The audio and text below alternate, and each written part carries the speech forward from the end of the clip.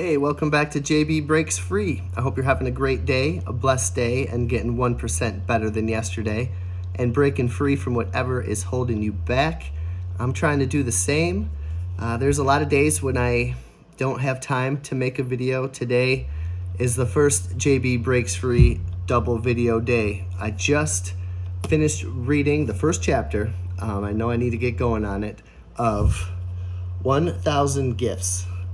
A Dare to Live Fully Right Where You Are by Ann Voskamp.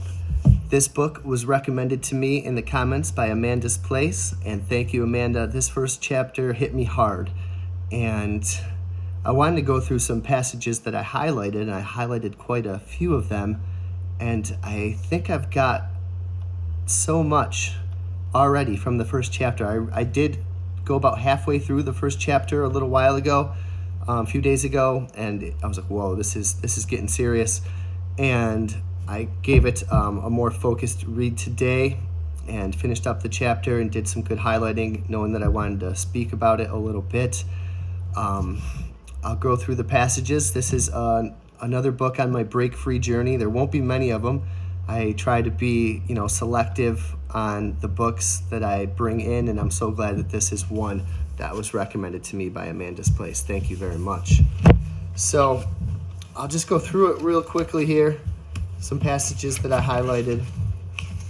It's definitely a religious book, and finding gratitude in the darkest hours. It starts off, every person born into the world is born with clenched fists. Her name is Ann. It means full of grace, but she has not been.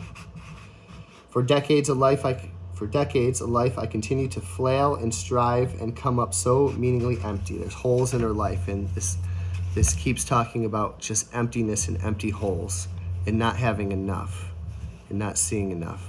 But those years, I have no memories when she did have the grace for like her first 4 years. They say memory jolts awake with trauma's electricity. That would be the year I turned 4.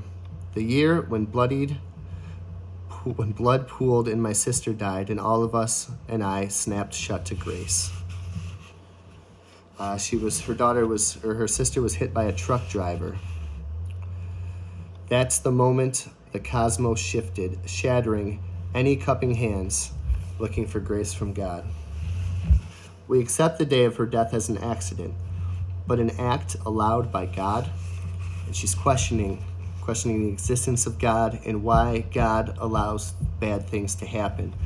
And I wanted to say, in my darkest time that bore this journey that I'm on, the break-free journey that I'm on, what got me out of it was gratitude and God. And, I turn to God a lot when things get real, and usually real tough. And lately I've been turning to God more when things are good, and that's a good thing. I thank God for every day, and I've strung together many good days. But this is about God and gratefulness, and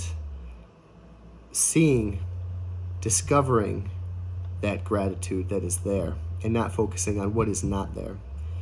Her sister's name was Amy. It means loved one. How she was. Really, when you bury a child, or when you simply get up every day and live life raw, you murmur the question, soundlessly. No one hears it. Can there be a God? I've murmured that question a lot myself.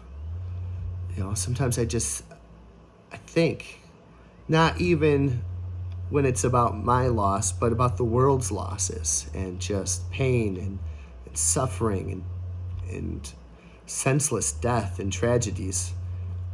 I Google it. I search out answers. How do I wake up to joy and grace and beauty and all that is the fullest life when I must stay numb to losses, crushed dreams that empties me out? We live with our hands clenched tight. Life is not easy. She asked her dad, "Did you ever used to go to church?" Like a long time ago. What did she say? Her dad said, yes, he went with a kid but he doesn't need it anymore. When Amy died, I was done with all of that. And if there really is anyone up there, they sure were asleep at the wheel that day. Why let a beautiful little girl die in such a senseless, needless death? And she didn't just die, she was killed. In this, the toxic air of the world, this atmosphere we inhale, burning into our lungs, this, no, God, we won't take what you give. No, God, your plans are gutted, bleeding mess, and I didn't sign up for this, and you really thought I'd go for this? No, God, this is ugly, and this is a mess, and I can't get anything right, and just haul this pain right out of here, and I'll take it from here, thanks. And God, thanks for nothing. Isn't this the human inheritance, the legacy of the garden, that we all are meant to suffer because we wanted more and we wanted what was forbidden? Doubting God's goodness, distrusting his intent, discontented with what he's given, we desire. I have desired more, the fullest life. Doubting God's goodness, distrusting his intent, discontented with what he's given.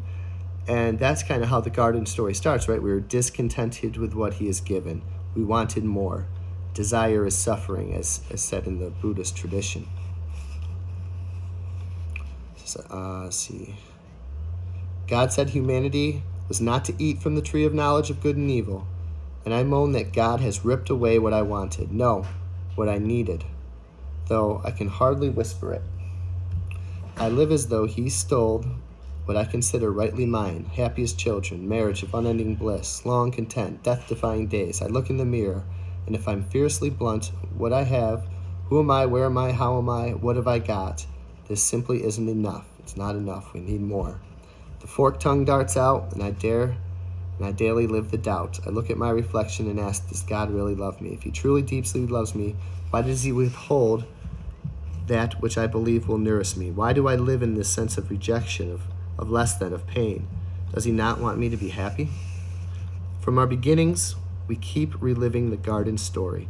Satan, he wanted more. He wanted more power and glory. Ultimately, in his essence, Satan is an ingrate. And I think it's going to be talking about how we are all ingrates. And he sinks his venom into the heart of Eden. Satan's sin becomes the first sin of all humanity, the sin of ingratitude. Being content, being grateful. Adam and Eve are simply painfully ungrateful for what God gave. He gave a great world. Our fall was and has always been and always will be that we are not satisfied in what God gives. We hunger for something more, something else. And, we talk about minimalism here and less is more and being satisfied and limiting our desires. But humanity suffers because they always want more. Standing before the tree laden with fruit withheld, we listen to evil's murmur. In the day you eat from it, your eyes will be opened. Genesis 3:5. But in the beginning, our eyes were already opened. Our sight was perfect, our vision letting us see a world spilling with goodness. Our eyes fell on nothing but the glory of God. And that's what we always want. We saw God as he truly is, good.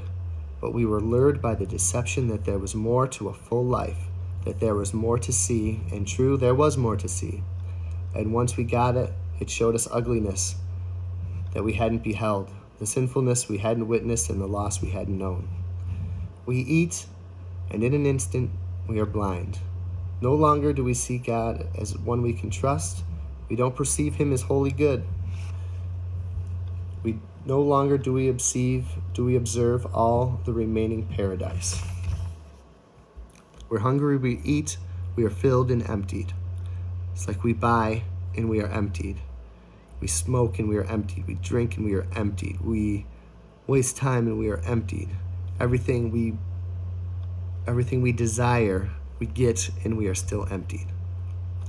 And still we look at the fruit and see only the material means to fill our emptiness. We don't see the material world for what it is meant to be, as means to communion with God. It says we go to church once a week and we are whole, but the other 6 days we are not. The rest of the days I live in the glaring harshness of an abrasive world, complete loss of central vision.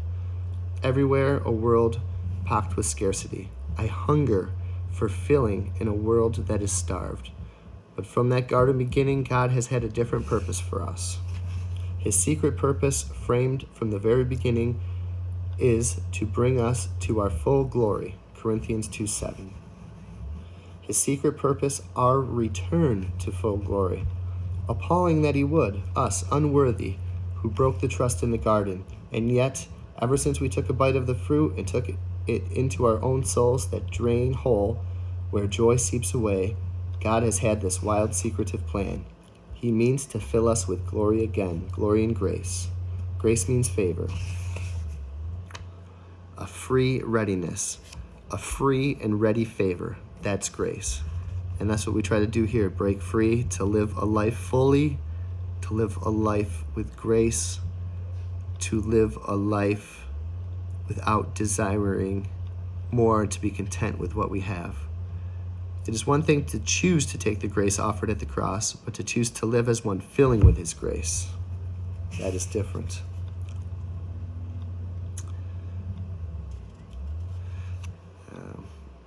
Talks about a man who lost 2 of his sons, but he still feels like he was blessed. Both were newborns born with terminal illness. One at birth, one at like 4 or 5 months, but he's grateful he had 4 or 5 months and a Christmas with them. And the author says, if it were up to me, and the words pound out desperate and hard, I'd write this story differently. No God. But there's a reason I'm not writing this story, and it is, he knows how it will work out, where it leads, and where it all means. I don't, you don't, the author doesn't. His eyes return, knowing the past that she lived. Maybe, I guess, it's accepting there are things we simply don't understand, but he does. As I see, at least a bit more, when we find ourselves groping along, famished for more we can choose. It says,